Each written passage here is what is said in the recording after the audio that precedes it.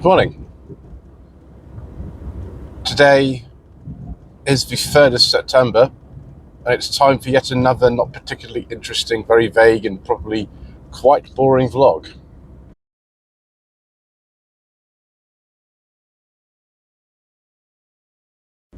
So this video should have been recorded maybe a week ago or so.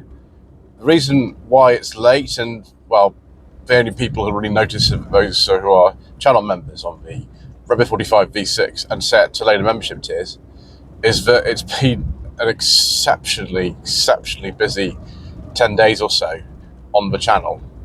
Now, that's not necessarily a bad thing, but it means that I haven't been able to do certain things. Also, not only have I been ill, although I had to just work through being ill, I didn't have any time off, but also I had a really quite a big problem when it came to Rustival, and we'll go into these things a little bit later. We've also got an update regarding this car, Nissan Sunny, and what we're actually going to do with it.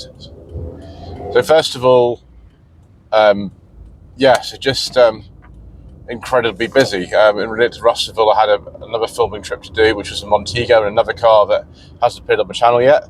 I was going to do a third car as well, but the weather turned really strange last week after the bank holiday weekend, and I wasn't able to film that. Now, it's okay because the owner is going to keep that car for some time, and also I'm going to be in the area again, so it wasn't a huge deal, but it was a little inconvenient, really. Then we came to Rustival, and I got ill a couple of days before the event, but had to keep going because the thing is, the videos don't make themselves, and Rustival, for many of us, and not just me, Rustival is a pretty big deal in the calendar. It is an event that a lot of people are very interested in, and a lot of people watch. And also because it's an event founded by people who make automotive YouTube videos. There are lots and lots of other channels filming it. So if you want your video to be viewed by people and you are on the smaller side, which to be honest, most of us there actually are, we're not in the same league as someone like a Stephen My Driver Classic or Ian Seabrook or Mr. Richardson, you have to get your videos out as soon as you possibly can to have any hope of actually being seen, because there are just so many people there filming it, which is fine. It's not a problem. A lot of the people there are encouraged to be there. There was a special creators area that I was invited to be part of, and I was accepted into, which is fine. I don't mind particularly whether I'm in there or not. I'd still film it if I wasn't in there. But it was nice to be with some of the other people. So you just got to be aware of this sort of thing. It sounds really stupid, but if you want your videos to have any sort of traction, you've got to get them out as soon as you can. And so obviously I had mine ready to go, first part, by 6 o'clock on the day. But I could not upload it. It just wouldn't work. I was at a hotel and I used hotel Wi-Fi, that didn't really work. My MiFi that I normally use, which is normally pretty reliable, that didn't really work either. And I tried putting it in all sorts of different places, restarting it multiple times, accessing the Wi-Fi and not accessing the Wi-Fi and all sorts of things. It just didn't work. And that went on for about 15 to 16 hours. I just couldn't get it to work. Only when I got in my car and drove all the way back to Hampshire and then had about 2 or 3 videos ready to upload did it finally work. And that's fine, the videos went out and everything like that, but I'd lost something like 15 to 16 hours when people could have been enjoying the videos as opposed to them not uploaded and being stuck. And so as someone who's making videos and someone who actually was pretty ill on the day as well, it was not really my favourite. And my videos are esoteric. Not everyone likes them. Not everybody agrees with my views. But that's the same with everyone. Ian Seabrook's got views and stuff, so does Mr. Richardson, so does Steph. I'm not the only person who's got views on things. It's just some people don't like the views that I have, which is fine. I'm not expecting you to. But, when you have people complaining about that sort of stuff, as well as the fact that you can't get them up, it is a bit frustrating. And it's just one of these things, I have an excellent job. I mean, this is my only actual job. I have other things I do as well, rather than make videos, make quite terrible videos at that. But for purposes of online content creation, this is something that I get to do, and it's amazing. But you have to work very, very hard. You have to keep going. can't really take time off unless you want your channel to just basically sort of go down the pan a bit. Some people do take breaks for a few weeks or something, but I found I can't, and everything goes wrong when I do. So I just had to power through what was going on, despite the fact I was a bit ill. I just had to keep going, and it wasn't great when I couldn't get my videos to upload either. That was sort of rubbish. I didn't enjoy that. The next thing is the Nissan Sunny, of course, that we're in now. A lot of people might not even know how long I've owned this or who I got it from. I don't know. I mean, it's been well over a year since I bought it. It's actually been close to 18 months since I bought this car. And Mr. Brisbane, who used to own it, first offered it to me for review in 2020. So I've known the car a very, very long time.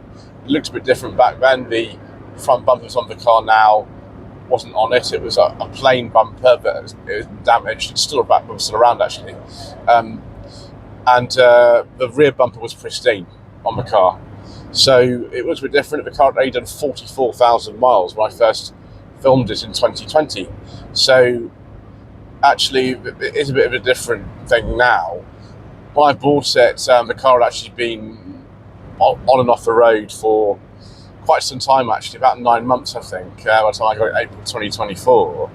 And that was because there was a suspected problem with the cylinder head, which turned out not to be the case. The cylinder head is fine.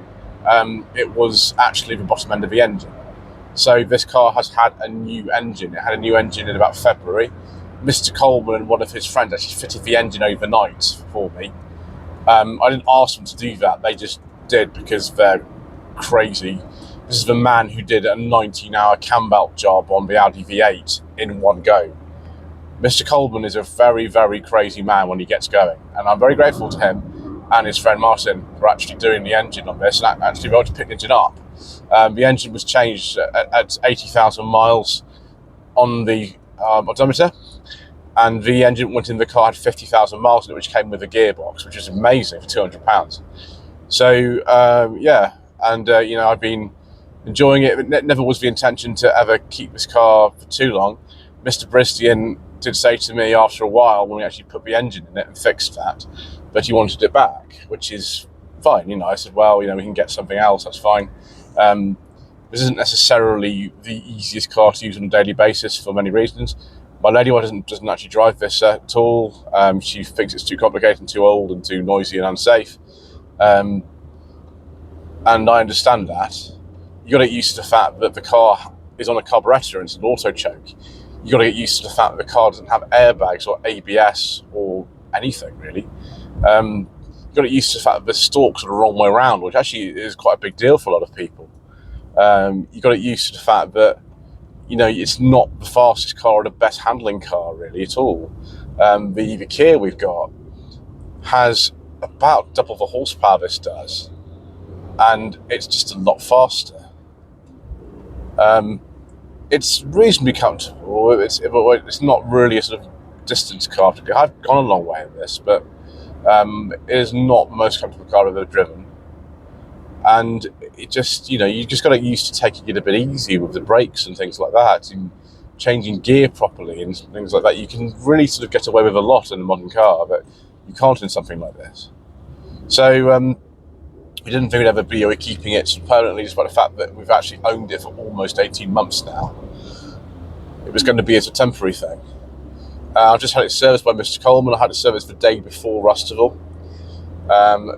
But the window on this side actually repaired a bit because it wasn't working properly. Thank you, Passat, for pulling in front of me. So that was done. So I had a full service on it done, and it's running actually pretty well. We've still only got 83 horsepower, but it's 83 horses are in a bit more better condition. But Mr. Bridge has recently said that actually he's looked at the insurance for this, and he's a lot younger than I am anyway. He's still on 25, I think. That it's too expensive for him to insure. Now, this car for me, fully comprehensive. I also have Mr. Coleman and Simon from Not Sure His Cars on the insurance with me. It's about £250 a year with cover for going to shows and doing filming trips. And I'm not allowed to have clients in this car. I'm not allowed to do that. Obviously, if I go to the shops with my lady wife, that's fine. But you'll never see me using this car for actual sort of work with people in it. I'm on my way actually at the moment to do a filming day in Berkshire. I'm taking this, and that's fine. So the insurance actually for me is very, very affordable. It does run an E5 only. You've got to be careful. Like, you can put E10 in, but it won't run very well. So that's something to be aware of as well.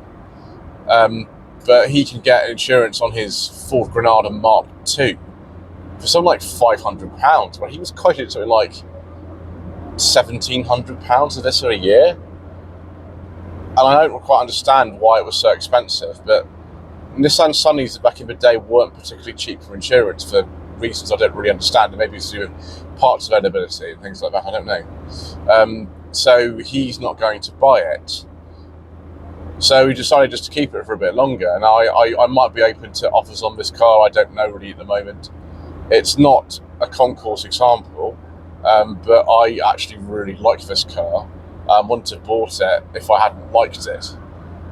We had to wait a long time for actually be put back on the road after the engine was bad.